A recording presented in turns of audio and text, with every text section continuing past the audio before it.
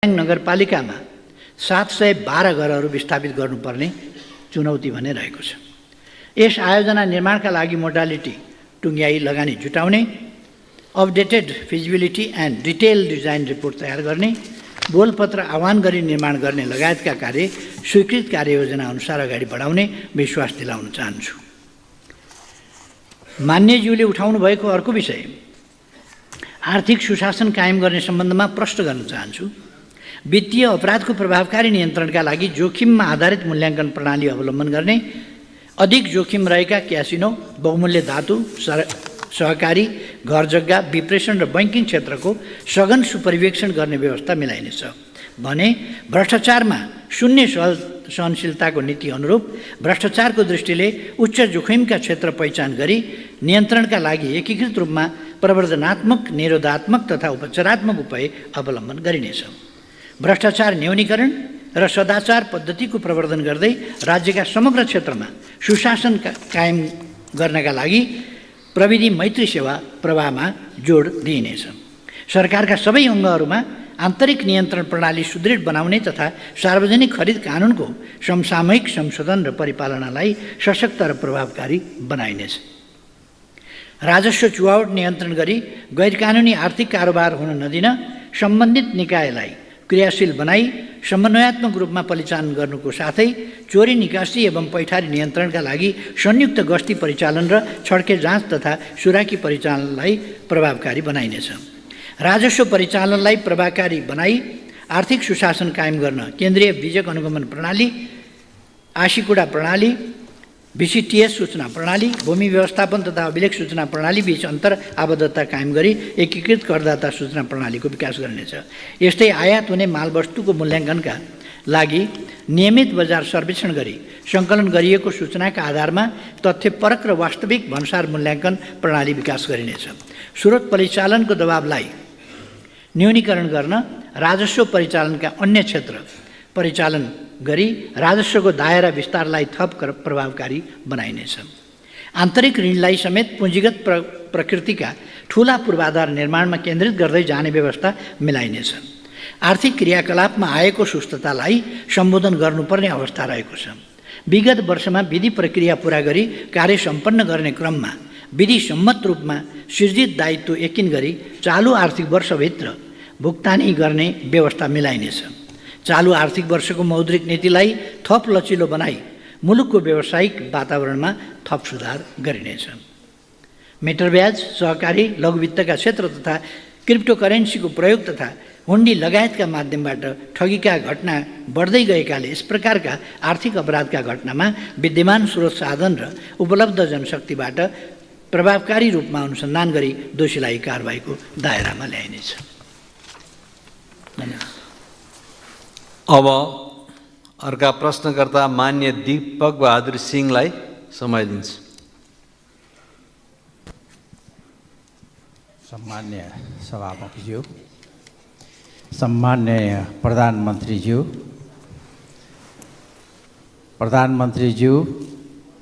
मन्त्रीज्यूहरूलाई बधाई तथा शुभकामना दिन चाहन्छु म र मेरो पार्टीको तर्फबाट। सम्मान्य प्रधानमन्त्रीज्यू, तपाईँ प्रधानमन्त्री भएको बेला कालापानी, लिपुलेक र लिपियाधुरा सहितको भूभाग समेटेर जो नेपालको चुच्चे नक्सा जारी गर्नुभएको थियो, हामी नेपालीहरू विचार बेग्लै भए पनि हामीले सोचेका थियौँ बल्ल एउटा राष्ट्रवादी प्रधानमन्त्री यो देशले पाएको छ। तर प्रधानमन्त्रीज्यू, आज चौथो पटक तपाईँ प्रधानमन्त्री भइराख्नु भएको छ। अहिलेसम्म ती भूभागहरू नक्सामा मात्र सीमित भएको छ। नेपाली जनतालाई तपाईँको यो कार्यकालमा ती भूभागहरू नेपालको अधीनमा स्वामित्वमा आएको 3 करोड नेपाली जनताहरूले हेर्न चाहिराखेको छ। त्यो चाँडोभन्दा चाँडो नेपालको अधीनमा ल्याउनको लागि तपाईको नीति, योजना, कूटनीतिक कला र के छ प्रधानमन्त्रीज्यू, त्यो तिथि मिति र समय बताइदिनको लागि अनुरोध गर्छु। साथै अहिले देशमा व्यापक रूपमा भ्रष्टाचारले ज्वरो गाडिसकेको छ। हरेक तह र हरेक क्षेत्रमा भ्रष्टाचारको सीमा नागिसकेको छ। त्यसलाई नियन्त्रण गर्न सक्ने आँट, साहस, हिम्मत र कला पशुपतिनाथले हाम्रो प्रधानमन्त्रीलाई दियोस् भन्ने म प्रार्थना गर्न चाहन्छु। यही सन्दर्भमा सयौँ काण्डहरू देशमा भइराखेको छ। त्यो मध्येमा जम्मा 4वटा काण्ड म यहाँहरूको अगाडि प्रधानमन्त्रीज्यूको अगाडि पस्किन गइराखेको छु, जो जनताको मन मस्तिष्कमा गाँजिरहेको छ। हरेक नेपालीका आँखाले हेर्न चाहिराखेको छ। अब हाम्रो प्रधानमन्त्रीले यो काण्डमा कस्तो निर्णय गर्नुहुनेछ भन्ने। 1. नेपाललाई तस्करहरूको केन्द्र बनाउने सुनकाण्ड, जसमा नेपालका ठुल्ठुला नेतादेखि व्यक्तिहरू मुछिएका छन्, त्यसको अन्तिम जडसम्म पुगेर कसरी पुग्ने हो प्रधानमन्त्रीज्यूलाई थाहा नै छ। अब के हुन्छ, निर्णय के हुन्छ, ती राष्ट्रद्रोहीहरूलाई के सजाय दिने हो, त्यो के हुन्छ भन्ने नेपाली जनताले खोजेको छ। अर्को, नेपाललाई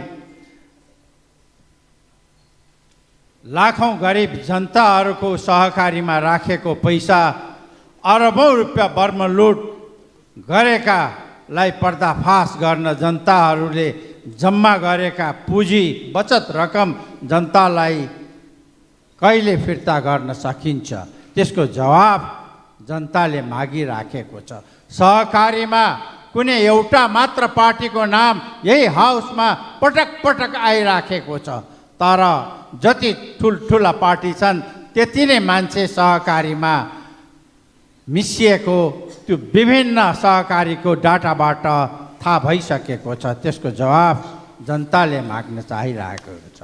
गिरीबन्धु टी स्टेट सरकारको सम्पत्ति हो। अब सरकारले यसलाई कसरी सट्टा भर्नाको माध्यमबाट कि त्यो भेगमा उद्योग धन्दा, कल कारखाना र नगर विकासको परिधारणा गरिकन एउटा सिटी डेभलप गर्ने हो, त्यो अदालतले निर्णय गरिसकेको हुनाले त्यसमा चाहिँ त्यतातिर पनि ध्यान दियोस् र प्रधानमन्त्रीज्यूको के विचार छ त्यो पनि जनताले जान्न चाहन्छ। अर्को कुरो, हिजो भर्खर यही सदनमा उपसभामुखज्यूको बारेमा विभिन्न कुराहरू हाम्रै अगाडि गर्दाखेरि मैले यही टिभीमा देखेको थिएँ, आँखाभरि आँसु राखेर। एउटा सोसल फिल्डमा काम गरेको एउटा महिला जनजातिको लागि चाहिँ त्यस्तो गर्नु उचित थिएन सब प्रधानमन्त्रीज्यू। आज उहाँले त खाली मान्य सदस्य प्रश्न सकियो, अलिकति बाँकी छ सभामा। त्यो लेखेर दिएकै प्रश्न हो। यो भुटानी शरणार्थीमा त्योभन्दा पनि खतरनाक छ। यही जवाफ माग्नको लागि म प्रधानमन्त्रीज्यूलाई। मान्य सदस्य लिखित प्रश्न बाहिर नजाउँ। ल अब सम्मान्य प्रधानमन्त्रीज्यू जवाफ दिनुहोस्।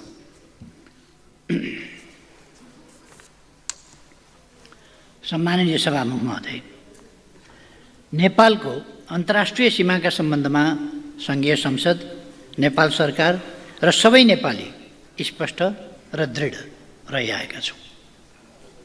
नेपालको संविधानको मिति 77-3-4 भएको दोस्रो संशोधन मार्फत नयाँ नक्सा समेटी संविधानको अनुसूची 3 राखिएको तथा सीमा सम्बन्धी विषयमा हामी बीच अभूतपूर्व राष्ट्रिय सहमति रहेको छ। सुगौली सन्धि 1816 बमोजिम, लिम्पियादुरा, कालापानी र लिपुलेक लगायत काली अर्थात् महाकाली नदी पूर्वका सबै भूभाग नेपालको हो भन्ने कुरामा नेपाल सरकार दृढ र स्पष्ट रहेको छ। उच्चस्तरीय भ्रमणहरूका अवसरमा नेपाल र भारतका प्रधानमन्त्री बीच भएको भेटवार्तामा समेत सीमा सम्बन्धी विषयलाई स्थापित कूटनीतिक संयन्त्रहरू मार्फत समाधान गर्ने गरी अगाडि बढ्ने समझदारी भएको छ। गत 2080 साल पुस 19मा सम्पन्न परराष्ट्र मन्त्री स्तरीय नेपाल भारत संयुक्त आयोगको 7औं बैठकमा समेत सिमानाको विषयमा छलफल भएको र नेपाल भारत सीमाको बाँकी खण्डमा काम छिटोभन्दा छिटो सम्पन्न गर्ने प्रतिबद्धता व्यक्त भएको छ। नेपाल भारत सीमा कार्य समूह नेपाल इन्डिया बाउन्ड्री वर्किङ ग्रुपबाट नेपाल भारत सिमानामा सीमा स्तम्भहरूको निर्माण, पुनर्स्थापना र मर्मतका साथै 10 गजा एवं क्रस होल्डिङको लगत तयार गर्ने जस्ता प्राविधिक कार्य निरन्तर रूपमा हुँदै आएका छन्। द्विपक्षीय अनुकूलतामा यसका बैठक सुचारू गर्ने सम्बन्धमा पहल भइरहेको छ। सुगौली सन्धि, विभिन्न नक्सा, ऐतिहासिक तथ्य तथा प्रमाण समेतका आधारमा सीमा समस्यालाई भारत सरकारसँग वार्ता र कूटनीति मार्फत समाधान गर्ने नेपाल सरकारको निरन्तर अडान र प्रतिबद्धता रहिआएको छ। सोही अनुरूप हाम्रो सक्रिय पहल रहने कुरा म स्पष्ट पार्न चाहन्छु। यस सम्बन्धमा दार्चुला जिल्लाको छाङ्ग्रुमा सशस्त्र प्रहरी बल नेपालको गुल्म स्थापना गरिएको छ भने दार्चुला जिल्लामा भारततर्फ 5 वटा र चीनतर्फ एउटा गरी 6 वटा बिओपीहरू समेत थप गरिएको छ। सुशासन, सेवा प्रवाह र विकास निर्माणको बाधकको रूपमा रहेको भ्रष्टाचार निवारण वर्तमान सरकारको प्रमुख प्राथमिकताको विषय हो। भ्रष्टाचार निवारणका लागि सरकारले सम्भाव्य सबै उपायहरूको अवलम्बन गर्नेछ। सुनकाण्ड, सहकारी ठगी, नक्कली भुटानी शरणार्थी लगायतका मान्यज्यूले उठाउनुभएका विषयहरूमा म के प्रश्न पार्न चाहन्छु भने आम जनताको चाहना बमोजिम राष्ट्रिय हितको रक्षा गर्न, भ्रष्टाचार नियन्त्रण गरी सुशासन कायम गर्न सरकार प्रतिबद्ध छ। ठुला साना जोसुकै भए पनि दोषीलाई कानुनी दायरामा ल्याइने प्रतिबद्धता व्यक्त गर्न चाहन्छु। यस सम्बन्धी कतिपय विषयहरू न्यायिक निकायहरूमा विचाराधीन समेत रहेकाले सोही बमोजिम न्याय निरूपण हुनेछ। र म थप के भन्न चाहन्छु भने कुनै पनि प्रकारको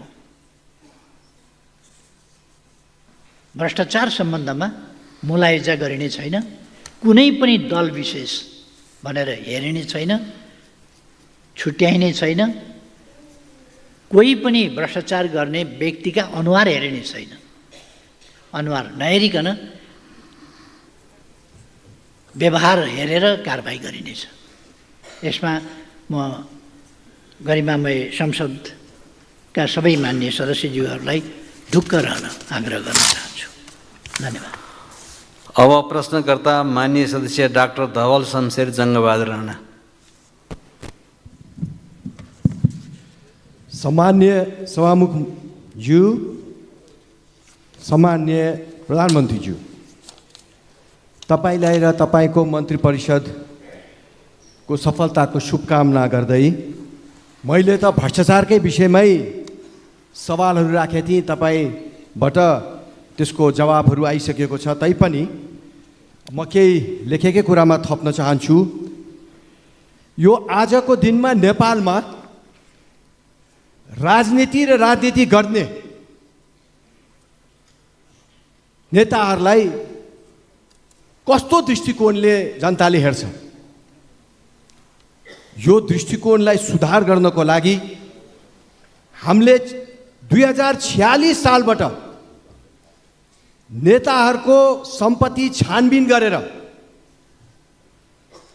दोषीलाई कारबाही गर्न पर्ने आवश्यकता छ।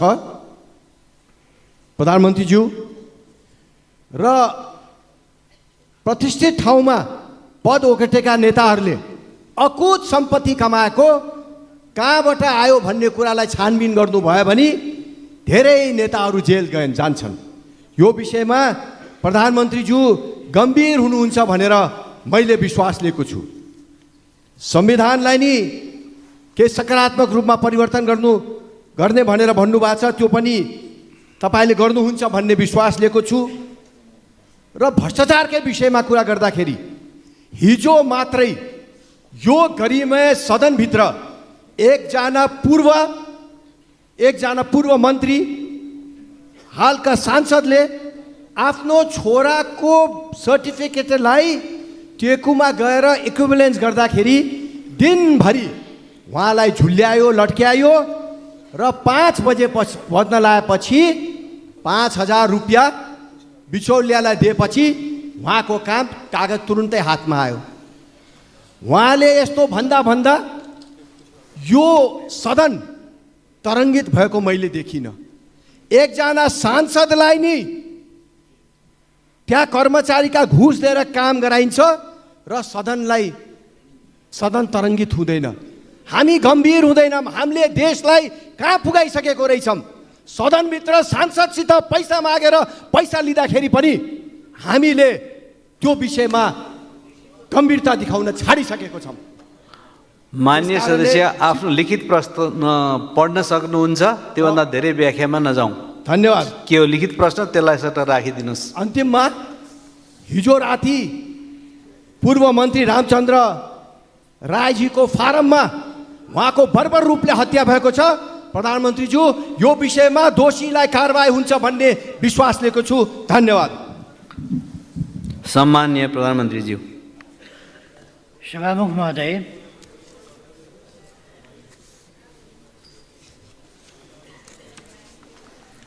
जनजीविकाका सवालमा केन्द्रित भएर कार्य सम्पादन गरी सुशासन कायम गर्दा मात्रै सरकारको कार्य सम्पादनप्रति आम जनताको विश्वास अभिवृद्धि हुनेछ। तसर्थ विभिन्न समयमा चर्चामा आएका भ्रष्टाचार र अकुत सम्पत्ति आर्जनका आरोपहरूको निष्पक्ष र स्वतन्त्र छानबिनमा सरकार प्रतिबद्ध छ। जहाँसम्म सहकारीको विषय छ, यसमा सहकारी क्षेत्र तथा बचतकर्ताहरूले भोग्नु परेका समस्या सम्बोधन गर्न विगतमा गठित कार्यदलहरूबाट प्राप्त हुन आएका सुझाव एवं सहकारी पीडितहरूसँग पटक पटक गरिएका सहमतिहरू कार्यान्वयन गर्न भूमि व्यवस्था, सहकारी तथा गरिबी निवारण मन्त्रालयबाट विभिन्न प्रयासहरू अगाडि बढेका छन्। समस्याग्रस्त घोषणा भएका सबै सहकारी संस्थाका बचतकर्ताहरूसँग अनलाइन मार्फत माग गरिए बमोजिम 59,587 वटा मागदाबी निवेदन प्राप्त भएको र 35,51,72,35,000 रुपैयाँ बराबरको दायित्व यकिन गरिएको छ।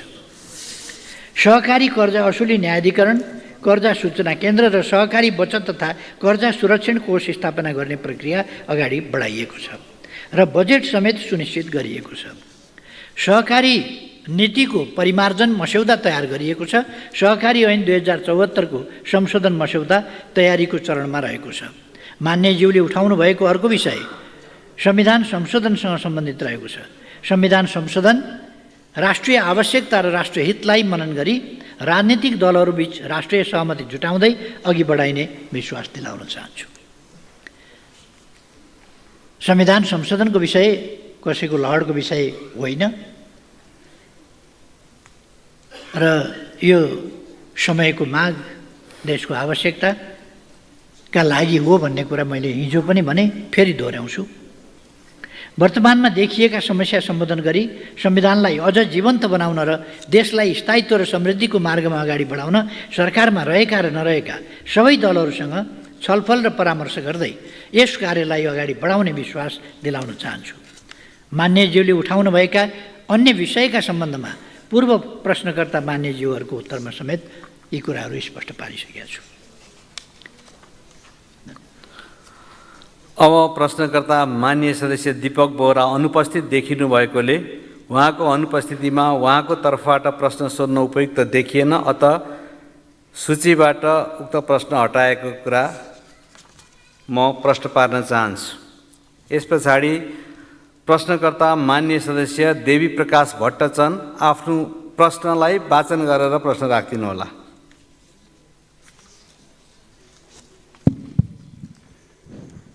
सम्माननीय सभामुख महोदय, सम्माननीय प्रधानमन्त्रीज्यू समक्ष जिज्ञासा र प्रश्न।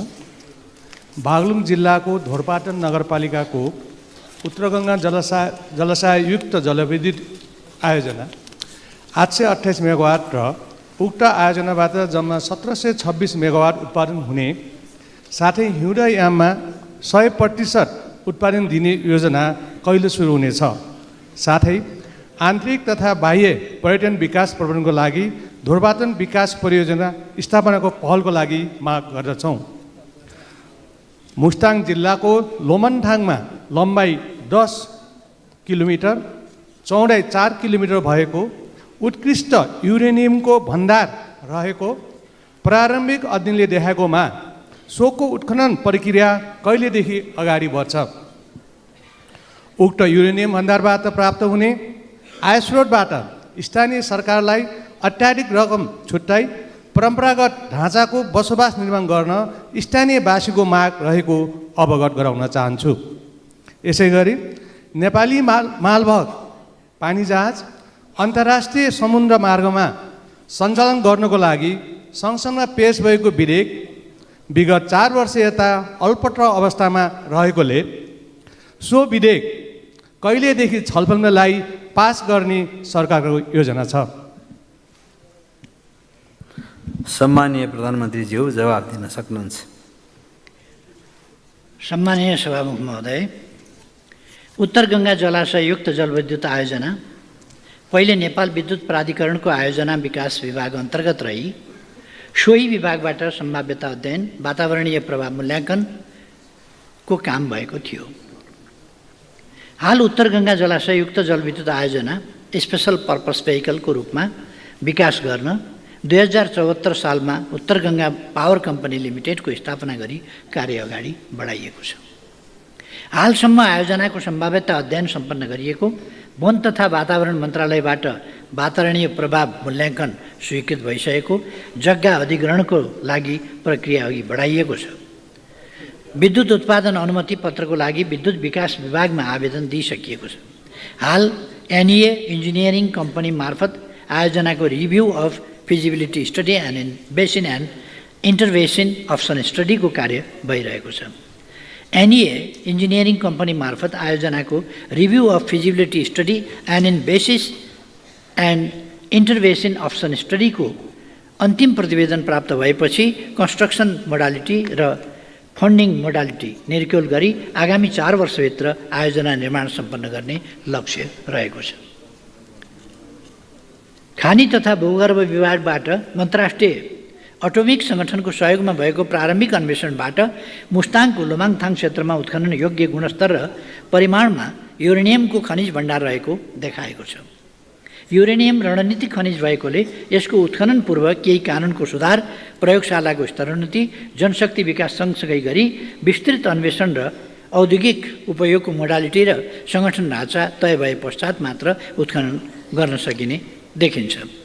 यस कामको सन्दर्भमा पहिले नै म प्रधानमन्त्री दोस्रो कार्यकालमा हो क्या, म प्रधानमन्त्री भएको बेला होइन, पहिल्यै कार्यकालमा म प्रधानमन्त्री भएको बेला मैले त्यहाँ अन्वेषण गर्ने र त्यहाँ युरेनियम छ कि छैन भनेर पत्ता लगाउने काम गरेको थिएँ र त्यहाँ युरेनियम छ भनेपछि त्यसको सुरक्षाको, त्यस क्षेत्रको युरेनियम क्षेत्रको सुरक्षाको जिम्मा नेपाली सेनालाई लगाइएको थियो। त्यो ठाउँ सुरक्षित छ र त्यसको विधि पुर्याएर मैले यहाँ भने जस्तै यसको विस्तृत अन्वेषण र औद्योगिक उपयोगको मोडालिटी र सङ्गठन ढाँचा तय भएपछि मात्रै उत्खनन गर्न सकिने देखिने कुरा मैले निवेदन गरेकै छु। पानी जहाजको सञ्चालन तथा व्यवस्थापन सम्बन्धी कानुनलाई संशोधन र एकीकरण गर्न बनेको विधेयक नेपाल सरकार मन्त्री परिषदबाट मिति 81/3/27 संसदमा पेश गर्ने प्रयोजनार्थ स्वीकृत भई संसदमा पेश गर्ने प्रक्रियामा रहेको जानकारी गराउँदछु। अब प्रश्नकर्ता माननीय सदस्य दिलेन्द्र प्रसाद बडुलाई आफ्नो प्रश्न राख्न अनुमति दिन्छु।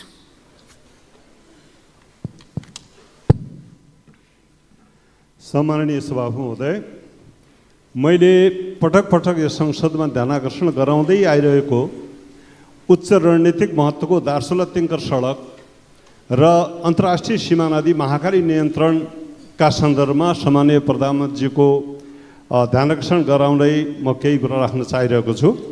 नेपालको चुच्चे नक्साको भूगोलभित्र पर्ने लिफुलेक, लिम्पियाधुरा, कालापानीसित जोडिएको पश्चिमोत्तर सीमामा अवस्थित दार्चुलाको ब्यास गाउँपालिका वडा नम्बर 1 छाङ्ग्रो र तिङ्करमा बसोबास गर्ने जनताले सो क्षेत्रबाट आफ्नै जिल्लाको सदरमुकामसम्म कुन्छा ओहोरदोहोर गर्न र आवत जावत गर्न समेत विगत लामो समयदेखि भारतीय भूमि भएर नै यात्रा गरिरहनु परेको बाध्यात्मक र पीडादायक अवस्थाबारे सम्माननीय प्रधानमन्त्रीजी जानकार हुनुहुन्छ भन्ने विश्वाससहित म प्रश्न गर्न चाहन्छु कि यस्तो पीडादायी र बाध्यात्मक परिस्थिति अन्त्य गर्ने र जनतालाई आफ्नै सीमाभित्रको भूगोलमा छिटोभन्दा छिटो सडक सुविधा पुर्याउने बारेमा वर्तमान सरकारको कति वर्षे कार्ययोजना छ र त्रिदेशीय व्यापार, पर्यटन र राष्ट्रिय स्वाभिमानसित समेत सोझै जोडिएको उक्त सडकलाई राष्ट्रिय गौरवको योजनामा सूचीकृत गरी छुट्टै बजेट उपशीर्षक राखेर स्रोत सुनिश्चित गर्ने र आवधिक योजनासहित निर्माण सम्पन्न गर्नुपर्ने होइन र? यस सन्दर्भमा सभामुख महोदय, नेपाली काङ्ग्रेस समेत रहेको पछिल्लो सरकारले एउटा निर्णय गरेको छ। अर्थ मन्त्रालय, भौतिक पूर्वाधार, रक्षा मन्त्रालय समेत भएर यस सन्दर्भमा अब यसलाई 2 वर्षमा 3 मिटरको पैदल बाटो ट्र्याक ओपन गर्ने र 5 वर्षमा पुरै सडक सम्पन्न गर्ने भनेर मिति 2080-6-5 मा भौतिक पूर्वाधार मन्त्रालयले माननीय मन्त्री स्तरीय निर्णय पनि गरेको छ र तर त्यो पछिल्लो सरकारबाट कार्यान्वयन हुन सकेन। त्यसकारण म जिज्ञासा साथ अनुरोध गर्न चाहन्छु कि वर्तमान सरकारले यही प्रस्तावित योजना, कार्ययोजना, 5 वर्षीय कार्ययोजनालाई कार्यान्वयन गर्ने र त्यही कार्ययोजना अनुसार आवश्यक रकम छुट्याउने गरी विशेष निर्णय गर्नका निमित्त मेरो आग्रह र ध्यानाकर्षण सहित म सम्माननीय प्रधानमन्त्रीको यसबारेमा स्पष्ट र सकारात्मक जवाब पनि चाहन्छु। हस्, धन्यवाद। सम्माननीय प्रधानमन्त्रीज्यू, अब जवाब दिन सक्नुहुन्छ। अर्को छ? अझै छ? ल, राख्नुहोस्। सडकको सन्दर्भमा भयो। अब अर्को चाहिँ मैले महाकाली नदीको सन्दर्भमा नदी नियन्त्रणका सम्बन्ध राखेको छु। महाकाली नदी नियन्त्रणको सम्बन्ध, अब महाकाली नदी भारत र नेपाल दुवैको अन्तर्राष्ट्रिय सीमा नदी हो। यसमा भारततर्फ र हाम्रोतर्फ 2017 सालको बाढीले धेरै ठुलो कटान गर्यो र हाम्रो सदरमुकामको धेरै ठुलो हिस्सा काटिएर नदीले केही बगायो भने केही इन्डियासित मिसिन पुगेको अवस्था परियो। त्यस अवस्थालाई ध्यानमा राखेर त्यहाँ 2017 सालमै महाकाली नदी नियन्त्रण आयोजनाको गृहयोजना सुरु भयो। तर त्यसको काम पुरा नहुँदै त्यहाँबाट त्यो आयोजनाको कार्यलाई अन्यत्र हटाउने काम भयो, जसले गर्दा अहिले पनि त्यहाँ तीव्र कटान भइरहेको छ र उतातिर भारततर्फ भने अझै पनि त्यो नदी नियन्त्रणमा काम धमाधम भइरहेछ र त्यसले अझ हामीतिर बहाव आउन सक्ने खतरा छ। त्यसकारण सभामुख महोदय, यस अफिसलाई अन्तर्राष्ट्रिय सीमा रक्षा र आफ्नो भूमिको रक्षा गर्ने महत्त्वपूर्ण काम भावनाले यो आयोजनाको कार्यालय फेरि पुनर्स्थापन दार्चुलामा गर्नका लागि म सम्माननीय प्रधानमन्त्रीजीको बाट म सकारात्मक जवाब चाहन्छु। यो मेरो ध्यानाकर्षण होस्। धन्यवाद। सम्माननीय प्रधानमन्त्रीजी, जवाब दिन सक्नुहुन्छ।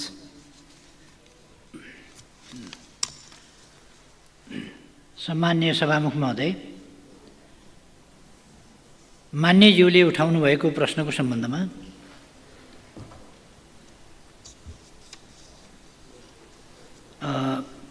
पूर्व प्रश्नकर्ता मान्यज्यूहरूको उत्तरका सन्दर्भमा समेत मैले प्रष्ट धारणा राखिसकेको छु। यहाँ मान्यज्यूले उठाउनुभएका अन्य विषयको सम्बन्धमा प्रश्न पार्न चाहन्छु।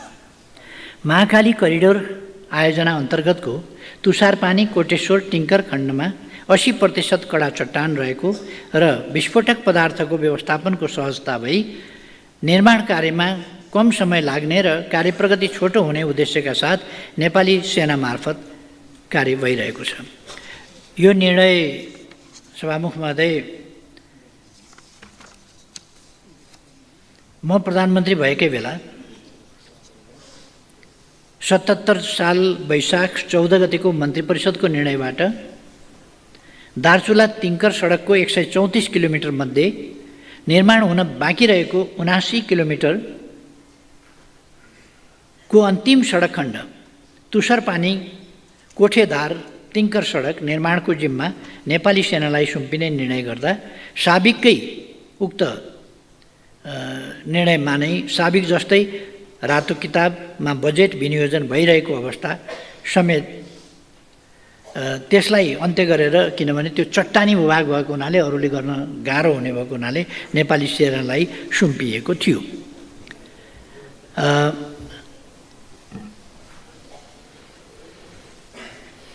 र त्यसलाई सकेसम्म छिटो प्रगति गराउने उद्देश्यका साथ काम अगाडि बढाइएको छ। बढाइने कुरा म मान्यज्यूलाई आश्वस्त पार्न चाहन्छु। छुट्टै बजेट शीर्षकको सन्दर्भमा रक्षा मन्त्रालयबाट कार्यान्वयन भइरहेको तराई मधेस द्रुत मार्ग बाहेक अन्य कुनै पनि नेपाली सेनाले निर्माण गर्ने सडकमा छुट्टै बजेट उपशीर्षक कायम भएको अवस्था छैन। तथापि यथेष्ट बजेट विनियोजनका सन्दर्भमा भने बजेट अभावका कारण कार्य प्रगतिमा कुनै कमी हुन नदिने नेपाली सेनाबाट माग भए बमोजिम नै विगतमा पनि बजेट व्यवस्थापन भएको र भविष्यमा समेत बजेट कमी हुन नदिने विश्वास म व्यक्त गर्न चाहन्छु। सङ्घको कार्यक्षेत्र रहेका सुदूरपश्चिम प्रदेशको पहाडी क्षेत्रमा सिँचाइ र नदी नियन्त्रणका कार्यहरू प्रभावकारी रूपले सम्पादन गर्न दार्चुलाबाट बैतडीको पाटनमा कार्यालय स्थानान्तरण गरिएको थियो। तटबन्ध निर्माण कार्यान्वयन एवं आवश्यक अनुगमनका लागि सम्पर्क कार्यालय र केही प्राविधिकहरू दार्चुलामा पनि राखिएको छ। साथै बैतडी स्थित कार्यालयले पनि यस सम्बन्धी कार्य गर्ने जानकारी गराउन चाहन्छु। यति नै ठिक छ। अब प्रश्नकर्ता माननीय सदस्य दुर्गा राईलाई प्रश्न राख्न अनुमति दिन्छु।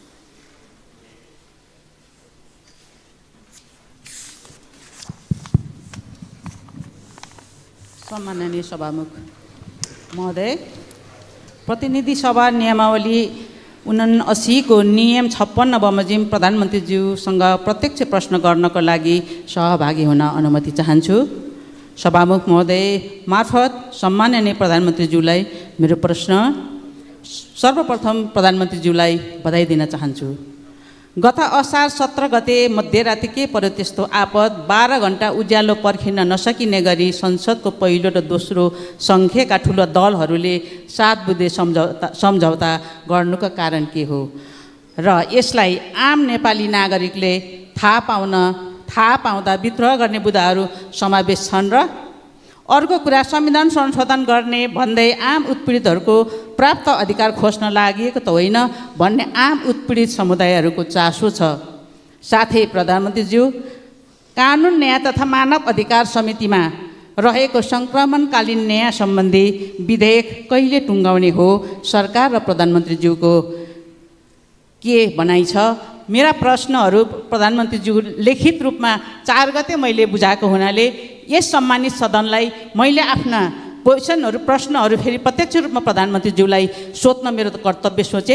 त्यसैले जवाफ हिजो आए तापनि मैले 4 गते बुझाएको क्वेसन भएको हुनाले आज फेरि प्रधानमन्त्रीज्यूलाई प्रत्यक्ष सोध्ने अनुमति चाहे। धन्यवाद। सम्माननीय प्रधानमन्त्रीज्यू जवाफ दिन सक्नुहुन्छ। सभामुख महोदय, म प्रश्नकर्तालाई धन्यवाद दिन चाहन्छु। मैले नबुझेको कुरा के भने नि, हामी यो गरिमामय संसदको समय हामी सांसदहरू कस्ता कुरामा अल्झिनुपर्छ, कस्ता कुरा अल्झिनु हुँदैन। पार्टीहरूका बिचका सहमति एएमभित्र हुनुपर्छ कि पिएमभित्र हुनुपर्छ, कति बजेर कति मिनट जाँदा हुनुपर्छ, यस्तो कुनै कहीँ कतै छ र? यस्तो हुन्छ कहीँ कतै? यो एएमभित्र सक्नुपर्छ या पिएम लागेपछि गर्न हुँदैन, या पिएमभित्र सक्नुपर्छ, वा यति बजेर यति मिनट गएपछि अफिस अफ हुन्छ। पोलिटिकल पार्टीहरूको अफिस अफ हुँदैन, पोलिटिकल एक्टिभिटीको अफिस अफ हुँदैन, घडीको अफिस पनि अफ हुँदैन, समयको गति पनि अफ हुँदैन। त्यसकारण यो समय गतिशील समय छ। त्यति बेला थकाइ लागेकाहरू सुत्छन्, दिउँसो पनि सुत्छन् नि, थकाइ नलागेहरू बस्छन्, काम पनि गर्छन्, लेखकहरू बस्छन्, चिन्तकहरू बस्छन्, अरू पनि बस्छन्, विचार विमर्श गर्नेहरू पनि बस्छन्। त्यसकारण यस्तो सानोतिनो कुराहरूमा टाउको दुखाएर समय खेर फाल्नु म कुनै आवश्यकता देख्दिनँ। आम नेपाली नागरिकले थाहा पाउँदा विद्रोह गर्ने कुराहरू पनि समावेश छन् र भनेर हिजो त भनिसकेँ त मैले। त्यसपछि त मैले बुझाउनु भएको छ प्रश्न। हिजो मैले भनिसकेँ के छन्, 7वटा जवाब मैले त भनिसकेँ। बुँदामा के छ त 7वटा बुँदामा? सबै देशका लागि, जनताका लागि, जनताको हितमा। अब कसैलाई त मर्का पर्या हुनसक्छ, मैले अघि नै भने कसैलाई मर्का पर्या हुनसक्छ। त्यो बेग्लै कुरा हो, तर यो देशको जनताको हितको पक्षमा छ, त्यो प्रतिबद्धताका साथ यो गरिएको हो। अब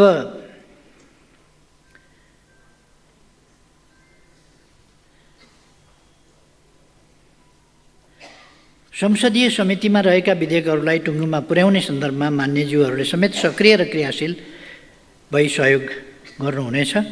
सरकारको यस सम्बन्धमा पूर्ण सहयोग र पूर्ण ध्यान रहनेछ। म यति मान्यजीलाई आश्वस्त पार्न चाहन्छु। अब प्रश्नकर्ता मान्य सदस्य दीपक गिरी प्रश्न राख्नुहोस्।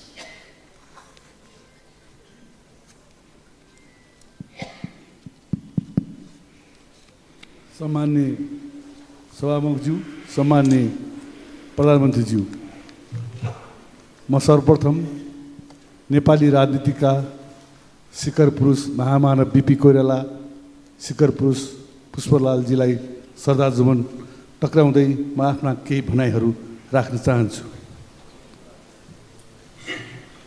सम्मान्य सभामुख महोदय, सम्मान्य प्रधानमन्त्रीज्यू, यस सम्मानित सदनमा म सर्वप्रथम सम्मान्य प्रधानमन्त्रीजीलाई तपाईँको नेतृत्वमा सरकार गठन भएकोमा हार्दिक बधाई ज्ञापन गर्दै सफल कार्यकालको शुभकामना व्यक्त गर्दछु। वास्तवमा जब जब मुलुक सङ्कटहरूको भुमरीमा रुमलिन थाल्छ तब तब नेपाली कङ्ग्रेस र नेकपा एमाले एकसाथ उभिएर सङ्कटको निकासका लागि अग्रसर भएको इतिहास छ। यस्ता सङ्कटकालीन अवस्थाहरूमा राज्यले अभिभावकको जिम्मेवारीपूर्ण भूमिका निर्वाह गर्नुपर्नेमा राजनीतिक खिचातानीमै हामी अल्झ्यौँ।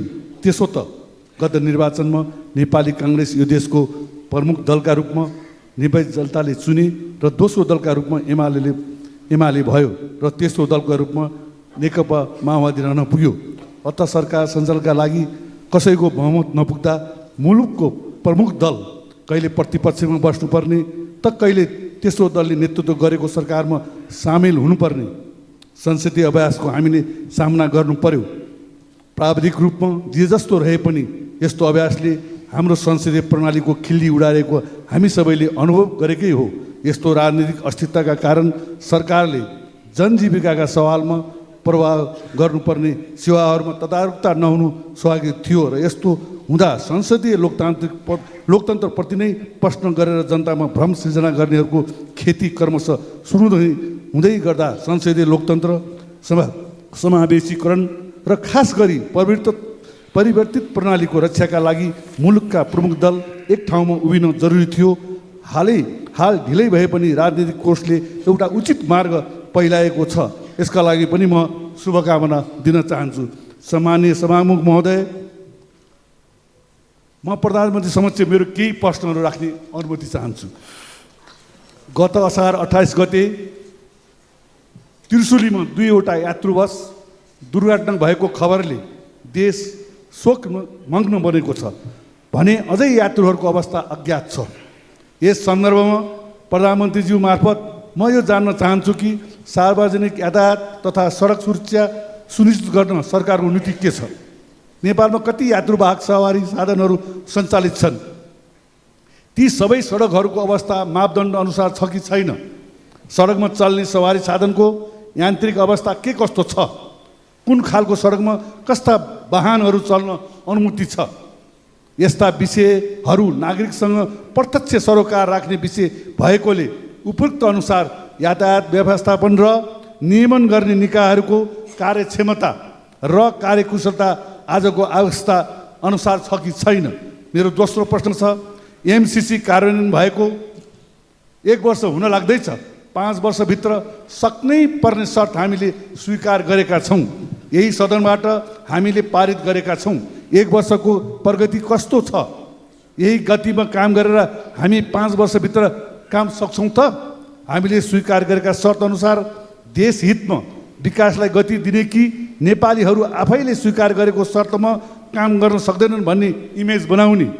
यदि हामीले काम गर्न सकेनौँ भने यस्ता सहयोगहरू भविष्यमा पाउन अप्ठ्यारो पर्ला कि भन्ने विषयमा प्रधानमन्त्रीको जवाब सुन्न चाहन्छु।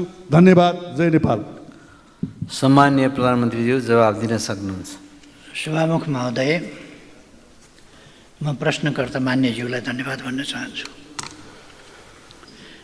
र गत असार 28 गते त्रिशुलीमा भएको यात्रु बस दुर्घटनामा परेर हराएका 62 जनामध्ये हालसम्म 25 जनाको शव फेला परेको छ। त्यसमध्ये 18 जनाको शनाखत भएको छ भने 7 जनाको शनाखत हुन बाँकी रहेको छ। आजको मितिमा नेपाली सेना 14 जना, नेपाल प्रहरी 56 जना र सशस्त्र प्रहरी बल नेपालका 126 जना गरी 197 जना सुरक्षाकर्मीले खोजी कार्य गरिरहेका छन् भने श्रावण 5 गतेदेखि 12 जना भारतीय गोताखोरहरू समेत परिचालन गरिएको छ। शवहरू बगेर भारतीय भूमिमा समेत पुगेको अनुमान गरिएकाले भारतको पश्चिम चम्पारण स्थित स्थानीय प्रशासन मार्फत शव खोजीका लागि भारतीय दूतावास मार्फत अनुरोध गरिएको छ। फेला परेका 25 शवहरू चितवन, नवलपरासी पूर्व, नवलपरासी पश्चिम र भारतीय भूमिमा समेत फेला परेका छन्। बस दुर्घटना भएको स्थल र सोको आसपासको क्षेत्रलाई मुख्य केन्द्रबिन्दु बनाई खोजी कार्य गरिएको छ भने नदीले बगाएका शवहरू भेटिन सक्ने सम्भावित स्थलहरू चितवन, नवलपरासी पूर्व, नवलपरासी पश्चिम र भारतको पूर्वी चम्पारणसम्म खोजी कार्य भइरहेको छ। धमिलो पानी, नदीको उच्च भाव गति र 30-40 मिटर गहिरो नदीका कारण खोजी कार्यमा अपेक्षित सफलता मिल्न सकेको छैन। तथापि उपलब्ध प्राविधिक उपकरण, जनशक्तिको सम्पूर्ण सामर्थ्य प्रयोग गरी सुरक्षा निकाय परिचालन र स्थानीय प्रशासनले स्थानीय नागरिकहरू समेतको सहयोगमा खोजी कार्यमा निरन्तरता दिएको छ। सार्वजनिक यातायात तथा सडक सुरक्षा सुनिश्चित गर्न सरकारले सडक सुरक्षा विधेयकको तयारी गरी अन्तिम रूप दिने चरणमा रहेको छ भने राष्ट्रिय यातायात नीति हालै मन्त्री परिषदमा स्वीकृतिका लागि पेश भएको छ। सडक सुरक्षाको संवेदनशीलता र यसमा सम्बन्धित क्षेत्रका सरकारवालाहरूको आबद्धता जरुरी भएकाले राष्ट्रिय सडक सुरक्षा परिषदलाई कानुन बमोजिम सडक सुरक्षाका विभिन्न अवयवहरूलाई व्यवस्थित तवरले कार्यान्वयन गर्ने गरी नीतिगत तथा कानुनी व्यवस्था गरिनेछ। एमसीसी सम्झौता अनुरूप ट्रान्समिसन लाइन, सब स्टेसन तथा सडक स्तरोन्नतिका आयोजना तोकिएको समय 5 वर्षभित्रै सम्पन्न गर्ने गरी कार्ययोजना स्वीकृत भई सोही अनुसार कार्य अगाडि बढेको जानकारी गराउन चाहन्छु। आयोजनाको सब स्टेसन निर्माणका लागि ठेक्का सम्झौता समेत भइसकेको छ। ट्रान्समिसन लाइनको सम्बन्धमा एउटा खण्डको ठेक्का सम्झौता हुने चरणमा पुगेको छ भने बाँकी काम तीव्र रूपमा अगाडि बढेको छ। एमसीसीबाट प्राप्त हुने अमेरिकी डलर 500 मिलियन बराबरको रकम सम्झौता अवधिभित्र पुरै उपयोग गर्ने गरी वित्तीय योजना ढाँचा कार्यान्वयन हुनेछ। प्रस्तुत आयोजना सम्पन्न भए पश्चात नेपालको ऊर्जा क्षेत्रको विकासमा विशेष योगदान पुग्नेछ भने सडक स्तरोन्नतिमा नयाँ प्रविधि हस्तान्तरण हुने समेत जानकारी गराउन चाहन्छु। अब प्रश्नकर्ता माननीय सदस्य दिनेश कुमार यादव प्रश्न राख्नुहोस्।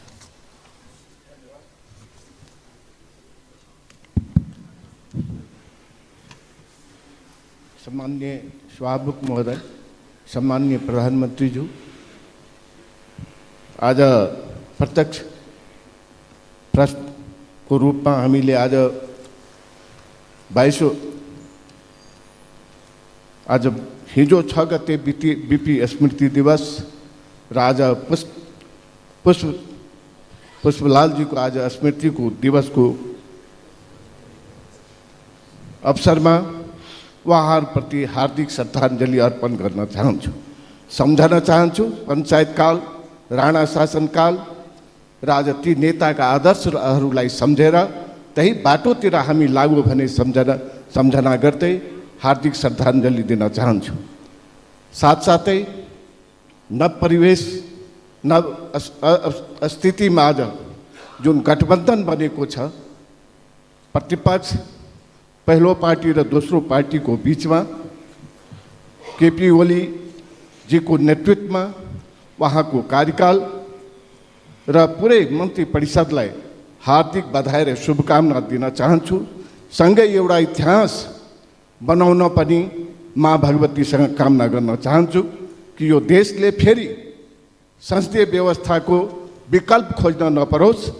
त्यसकारण हामी सम्पूर्ण संसदले आज 70 वर्षदेखि गरेको सङ्घर्षलाई अगाडि लाउँदै आम जनताको विश्वासलाई जित्ने काम यो क्याबिनेटले गर्नेछ भन्ने विश्वास राख्दै आज मेरो 3वटा प्रश्न छ।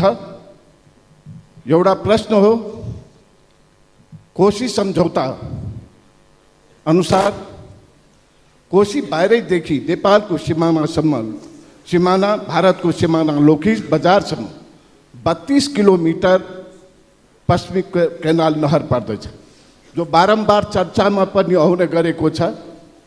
त्यो नहरमा भारतको सिमानामा दुवैतर्फ त्यो ड्याममा पक्की सडक बनेको छ। नेपालको दक्षिणी भेगमा पर्ने यो नहर जो 32 किलोमिटर पर्छ, त्यस भेगको जनतालाई यति असहनीय भएको छ कि गर्मीमा धुलायाम हुन्छ, वर्षामा हिलो हुन्छ। त्यो त्यहाँको भेगका जनताहरूलाई आवत जावत गर्न साह्रै कठिनाइ परेको छ। यस कुरामा हामीले सम्बन्धित राजदूत जाँदाखेरि हामीले ध्यान आकर्षण सर्वदलीय गराएका पनि हौँ, तर पहल हुन सकिरहेको छैन। त्यसकारण मेरो सम्माननीय प्रधानमन्त्रीसँग आग्रह छ कि यसमा यो कोशी सम्झौता अनुसार नै पहल गर्नको लागि, कूटनीतिक पहल भारतसँग गर्नको लागि मेरो हार्दिक अनुरोध छ। दोस्रो, 70 जिल्लालाई हामी पहिला सगरमाथा अञ्चल भन्ने गर्थ्यौँ, जसको सदरमुकाम राजविराज थियो। सोलुदेखि राजविराजसम्म हामीले पहिला पनि धेरै प्रयास गरेको कि यो सडक सगरमाथासँग जोडेर 70 को भारतको सिमानासँग एउटा सडक कायम होस्। तर धेरै प्रयासहरू भयो, धेरै सरकारको कार्यक्रमहरूमा, तर हुन सकेन। तर अहिले हुलाकी सडक अन्तर्गत यो सडकलाई विगत वर्षमा गाईघाटदेखि लिएर भारतको बनिनिया सीमासम्म लगभग 30 किलोमिटर पर्छ, जसको हुलाकी सडकले अर्थ मन्त्रालयमा स्वीकृतिको लागि फाइल पेश गर्दा त्यो हुन सकेन। मेरो आग्रह छ कि यो सडक पहाडी जिल्ला र 70 जिल्लालाई जोड्न, त्यहाँको जीवनयापनलाई बढाउन र समदूर सम्बन्ध पहाड र तराईको मधेसको हुनको लागि पनि यो सडक अति आवश्यक छ। यसमा प्रधानमन्त्रीको पहल होस् भन्न म चाहन्छु। अर्को, हामीले कृषिका कुरा गऱ्यौँ। कमला डाइभर्सन सुनकोशी मरिन डाइभर्सनको कुरा सबैले हामी उठायो। यो जिल्ला कति जिल्लामा जान्छ? पूर्वको जिल्ला पर्ने 70 सिरहामा यो पानी पुग्न सक्दछ, त्यहाँको किसानलाई सिँचाइ हुन सक्दछ। त्यसकारण आग्रह छ कि राष्ट्रिय गौरवको योजनाभित्र राखेर कमला कोशी डाइभर्सनलाई त्यहाँ 70 सम्मको सिँचाइ योजनामा परिवर्तन गर्नको लागि प्रधानमन्त्रीसँग हार्दिक अनुरोध छ। धन्यवाद। जय नेपाल। प्रश्नभन्दा मान्यज्यूले त माग राख्नुभयो जस्तो देखियो। खैर जे होस्, सम्माननीय प्रधानमन्त्रीज्यू जवाब दिन सक्नुहुन्छ। सभामुख महोदय, नेपालको भूभागमा पर्ने कोशी पश्चिम नहरको बाँधमा क्रमशः सडक कालोपत्रे भइरहेको छ। नहरको किनार अतिक्रमित भएकोले उक्त अतिक्रमण हटाई कालोपत्रे गर्न नेपाल सरकार, नेपाल र भारत द्विपक्षीय संयन्त्र मार्फत अनुरोध गरिनेछ। अर्को दोस्रो प्रश्न, उदयपुरको गाईघाटदेखि भारतीय सीमासम्मको सडक निर्माणको सन्दर्भमा पूर्व तयारीका कार्यहरू सम्पन्न भई गत आर्थिक वर्ष 80-81 स्रोत सहमति माग भएकोमा आर्थिक चापका कारण अगाडि बढाउन नसकिएकोले यस आर्थिक वर्षमा प्राथमिकताका साथ अगाडि बढाउने काम गरिनेछ। तेस्रो प्रश्न मान्यज्यूले उठाउनु भएको, नेपाल र भारतबाट संयुक्त रूपमा कोशी उच्च बाँधसँगै सुनकोशी कमला डाइभर्सन अध्ययनको चरणमा रहेको छ। अध्ययन सम्पन्न भएपछि यसको कार्यान्वयन अगाडि बढाइनेछ। यसै सन्दर्भमा मान्यजीले सुनकोशी मरिनको पनि कुरा गर्नुभएको थियो। त्यो मैले नै त्यसको शुभारम्भ शिलान्यास पनि गरेको थिएँ, त्यस आयोजनालाई अगाडि बढाएको थिएँ र यसलाई यो अलिकति यसलाई कोशी उच्च बाँधसँग पनि अलिकति जोड्ने काम भएको छ। त्यो जटिलताहरूलाई समेत ध्यानमा राखेर अगाडि बढाउने प्रयास गरिनेछ। धन्यवाद। अब प्रश्नकर्ता माननीय सदस्य दीपा शर्मा, प्रश्न आधारित संक्षिप्तमा राखिदिनुहोस्। प्रश्न पढ्नुहोस्। सम्माननीय सभामुख महोदय, आज नेपाल कम्युनिस्ट पार्टीका संस्थापक नेता आदरणीय पुष्पलालको 46औं स्मृति दिवसको अवसरमा उहाँप्रति उच्च सम्मानसहित भावपूर्ण श्रद्धाञ्जली व्यक्त गर्न चाहन्छु। हाम्रो पार्टीका श्रद्धेय अध्यक्ष एवं सम्माननीय प्रधानमन्त्री केपी शर्मा ओली लगायत उप प्रधानमन्त्री र मन्त्रीज्यूहरूलाई हार्दिक बधाईसहित सफल कार्यकालको सफलताको शुभकामना व्यक्त गर्न चाहन्छु। सम्माननीय प्रधानमन्त्री राष्ट्रवादी एवं विकासका पर्यायवाची केपी शर्मा ओली र यो सरकारसँग सम्पूर्ण नेपाली नागरिकले निकै आशा विश्वास र भरोसा गरेका छन्। जनताका आशा विश्वास र भरोसा पुरा हुनेछन् भन्ने कुरामा मलाई विश्वास छ।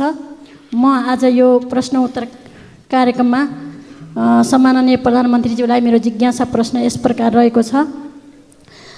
2077 सालमा सम्माननीय प्रधानमन्त्रीज्यू नै त्यतिखेर सरकारको नेतृत्व गर्नुभएको थियो र यहाँको नेतृत्वमा गठित सरकारले आफ्नो कार्यकालमा थालनी गरिएका कैयौँ राष्ट्रिय गौरवका आयोजनाहरू, निर्वाचन क्षेत्र केन्द्रित रणनीति योजनाहरू र पालिका केन्द्रित योजनाहरू जस्तै सडक, पुल, अस्पतालहरू, बहुप्राविधिक विश्वविद्यालय, औद्योगिक ग्राम, प्रधानमन्त्री आधुनिक कृषि कार्यक्रम, राष्ट्रपति शैक्षिक सुधार कार्यक्रम, पोखरा क्षेत्रीय अन्तर्राष्ट्रिय विमानस्थल, गौतम बुद्ध अन्तर्राष्ट्रिय विमानस्थल, पुष्पलाल लोकमार्ग, मदन भण्डारी राजमार्ग, करिडोर र चक्रपथहरू, खेल मैदान, रङ्गशाला, रेलमार्ग, न्यानो सेटेलाइट र भूमि सम्बन्धी समस्याहरू जस्तै यस्ता धेरै जो अहिलेसम्म पनि कतिपय अगाडि बढ्नै सकेका छैनन् भने धेरै जसो योजनाहरू अलपत्र र अधुरा नै रहेका छन्।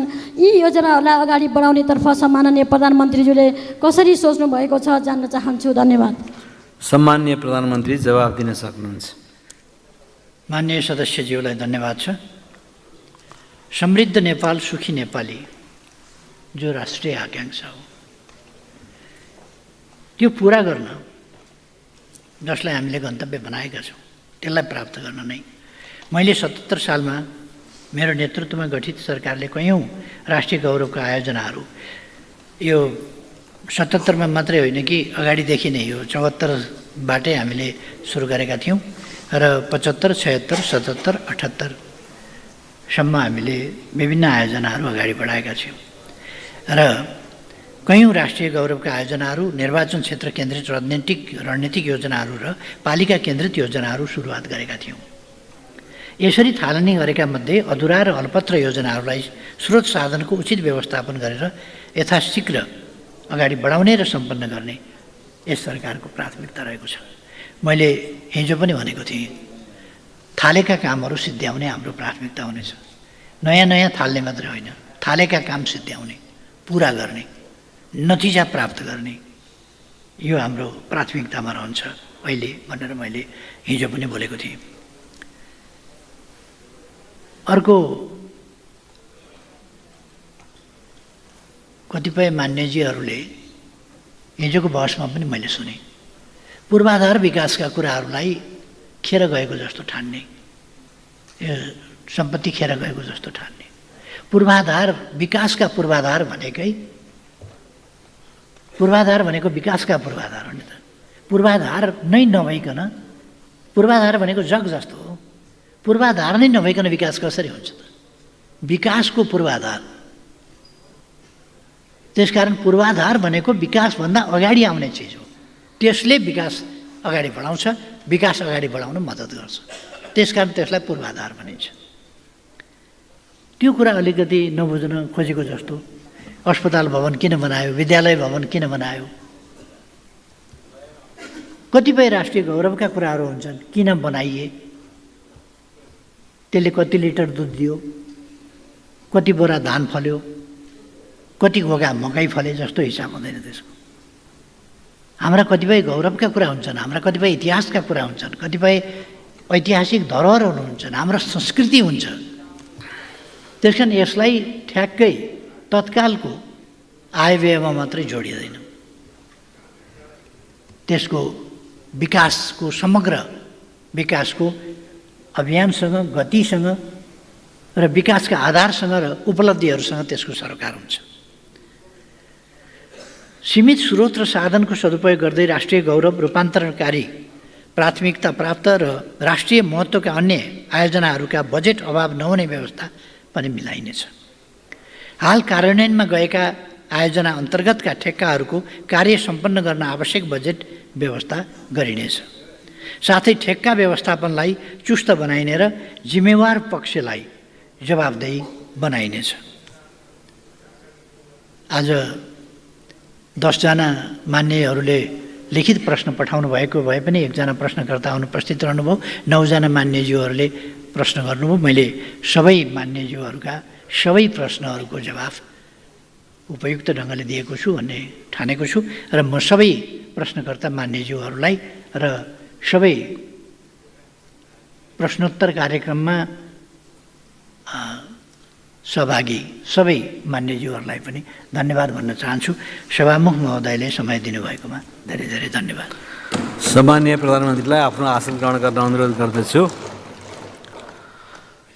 मान्य सदस्यहरू, आजको लागि निर्धारण गरिएको प्रधानमन्त्रीसँग प्रत्यक्ष प्रश्नोत्तर सम्बन्धी कार्यक्रम यही समाप्त हुन्छ।